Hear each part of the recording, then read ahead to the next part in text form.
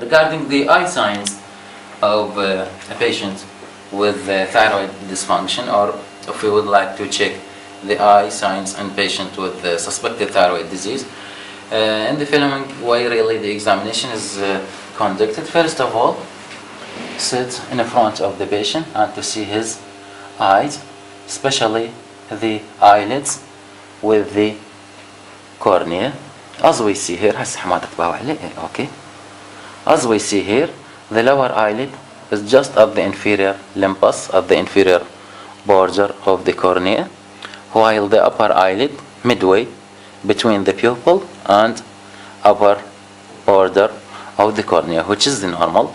Patient with lid retraction, the upper eyelid will be elevated and the sclera will be visible from above, while a patient with exophthalmos may have either visible sclera below or the sclera will be visible from above and below. This is the eye sign from the front. After that, we have to check for a proptosis from the side, which is a protrusion of the eyeball for both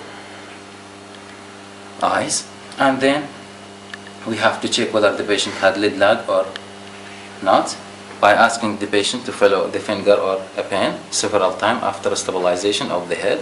حماد هسه بدون ما تحرك لنا راسك بعينك تباوع للصبعي راح يصعد وينزل. Okay, several times slowly to see any lid lag. If the patient had lid lag, the following will happen. For example, in this eye, this eyelid will lag behind. This is what we call it, lid lag. After that, we have to check for the also proptosis and that accompany exophthalmos from behind the patient.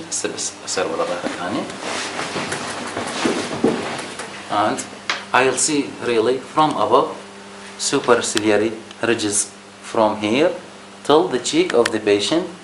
There must be no protrusion of the eye. Any interference from the eyeball in this plane of vision indicate a proptosis.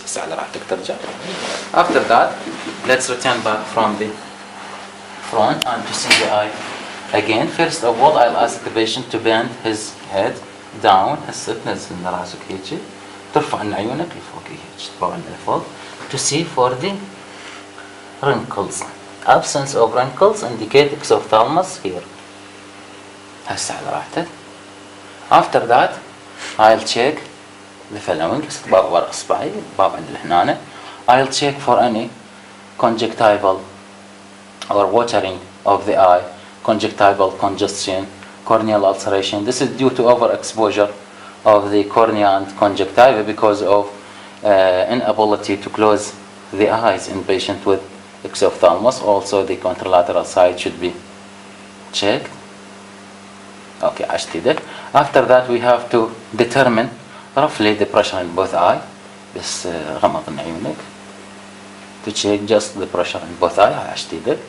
After that, we have to perform the H test and asking for any diplopia and to see any limitation or any nystagmus. تتابع لنا اصبعي وين ما يروح. شوف لنا اياه واي مكان تصير به الصورة اثنين تقول لنا بيها. اوكي ماكو مكان حسيت بالصورة اثنين اشتدك. And we have to see the nystagmus on any limitation in movement which was absent. After that, we have to determine the near accommodation reflex. هسه تباوع لنا اللي قدام على مثلا الزاوية مال الحائط. هسه تباوع لنا على القلم مالتي. Okay, to see the convergence, the ptosis and meiosis. Patient with exophthalmos اشتدك.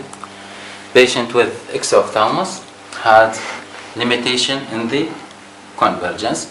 All these really are the signs of or eye sign in patient with thyroid dysfunction.